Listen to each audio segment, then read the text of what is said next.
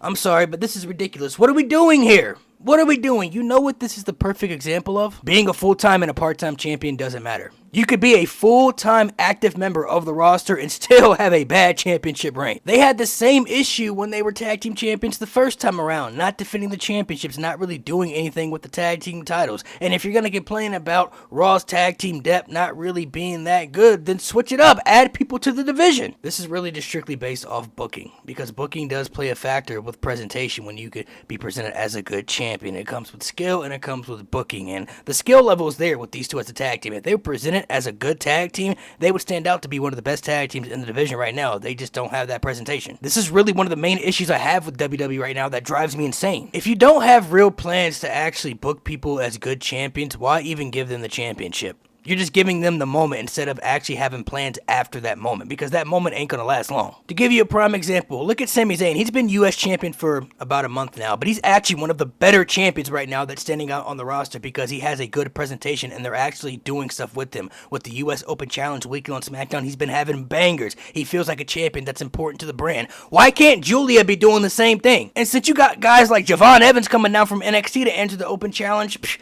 NXT got plenty of women over there that can come down and enter that Open Challenge. You got people from Raw, because the brand split doesn't really matter anymore. You can just go wherever you want. Currently, right now, Tiffany Stratton is having one of the longest women's championship reigns, like, of all time, and she's pretty much just fought the same people repetitively throughout majority of this reign. Rhea Ripley's one of the biggest stars in the entire company. We're not even talking about just the women's division. We're talking about the entire company. And they struggled to even give her a good championship reign because she was barely defending the championship. Like, you see what I'm saying? It's selective picking. I don't know why it's like that. If you're a champion on the roster, at least try to make that champion stand out on the roster to feel important. It's the superstar's job to go out there to have good matches and, tell good stories. But you also have to give them good stories to tell. And you have to actually present them as a champion that feels important on the roster. And for some reason, there's certain people on the roster they do that with, and then they choose not to really do that with other superstars. Like, you can't tell me you're looking at this and not thinking this is crazy. This is wild. The last time they defended the titles was in July. That was during the summer. We're in October now. They didn't defend the titles at all during August or September. We're in the fall. Just drives me insane. I put this in the same position for me, for people who just sit back in catering and do nothing.